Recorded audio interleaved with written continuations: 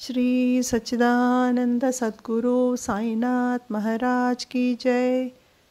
श्री साईनाथ स्तवन मंजरी का प्रार्थनाष्टक। आज हम स्तवन मंजरी के आखिरी 3 श्लोक पढ़ेंगे, उसका अर्थ भी समझेंगे। सबसे पहले श्लोक नंबर 161 का इसको पढ़ेंगे। मानधाता का क्षेत्र पुरातन, प्रकटा स्तोत्र जहाँ पर पावन, हुआ मन पर साईं अधिकार, समझो मंत्र साईं उद्गार। स्तवन मंजरी जिस जगह पर लिखी गई वह जगह अति पावन और पवित्र है। मानो वह जगह इस स्तोत्र को लिखने के लिए नियमित किया गया हो। वह जगह इतना पवित्र है क्योंकि वहीं पर ही अहल्या माँ अहल्या देवी वो प्रकट हुई थी। नर्मदा नदी जो एक पावन नदी कहलाती है, उसके तट पर निर्मल विचारों के साथ साईं के पूरे आशीर्वाद के साथ स्तवन मंजरी की रचना दासकणु जी ने की थी। दासकणु कहते हैं इस स्तवन मंजरी को उन्होंने नहीं लिखा, बल्कि साईं पूरी तरह उनके मन में बस गए और उनको प्रोत्साहित किया, और इसी कारण यह लिखने में संभव हुआ। मेरे मन में जो भी शब्द थे और जो भी विषय था, सब साईं ही बाहर से उन्होंने मुझे ये सब बातें अंदर बताई और मैंने बस लिखा। यही दासकणु कहते हैं। समझ लीजिए कि यह मंत्र साईं का उद्गार है। साईं के अधीर थे सब बातें और उन्होंने मुझे बस प्रयोग किया और मेरे द्वारा इन बातों को बाहर निकाला। इस प्रकार कहते हैं दासकणु। श्लोक नंबर 162।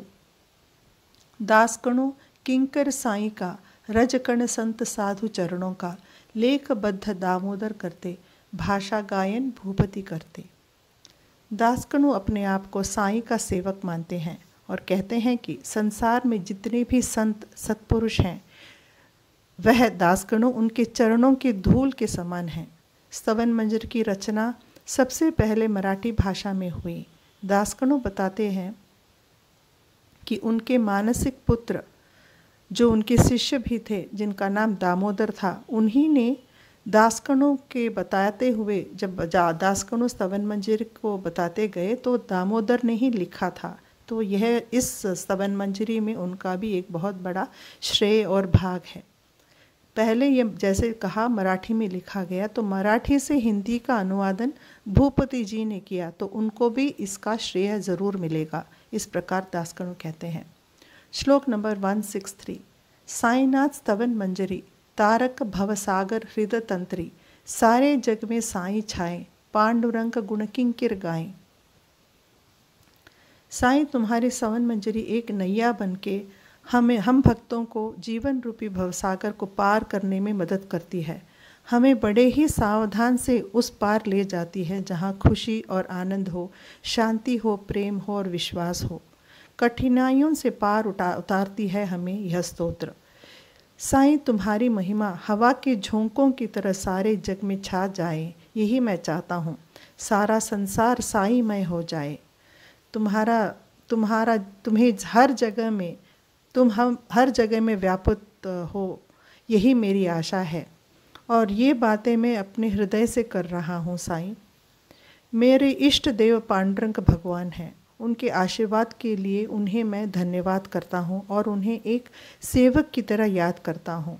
उनका गुणगान करता हूँ एक सेवक और दास बनके, इस प्रकार, और उनकी महिमा गाऊंगा, ये भी कहते हैं, क्योंकि दासकणु पांडुरंग के बहुत ही प्यारे भक्त थे।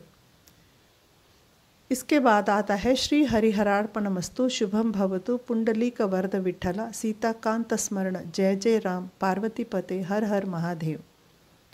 श्री हरिहर यानी कि विष्णु और शिवजी को मैं इस स्तवन मंजरी को समर्पित करता हूँ। सभी का भला हो। मैं पांडुरंग को प्रणाम करता हूँ, जिन्होंने पुंडलीक को वरदान दिया था, और उन्हें मैं ये स्तवन मंजरी समर्पित करता हूँ, ये कहते हैं। और आखिर में कहते हैं, सीता माता के पति भगवान श्री राम की जय हो, पार्वती माँ के पति भगवान शिव जी की जय हो, सद्गुरु साईनाथ महाराज की जय हो। स्तवन मंजरी को सद्गुरु साईनाथ महाराज को मैं अर्पित करता हूँ, ऐसे दासकणु हम सबसे कहते हैं। और मैं आप सबको मैं दिल से विनती करती हूँ कि आप सब स्तवन मंजरी पढ़ें और इसका पूर्ण लाभ उठाएं और आपकी ज़िंदगी बहुत ही मंगलमय हो, ये मैं बाबा से प्रार्थना करूँगी। आज से स्तवन मंजरी का पूरा पाठ ख़त्म हुआ है, इसलिए मैं आपसे विदा लेती हूँ। ओम साई राम, जय साई राम।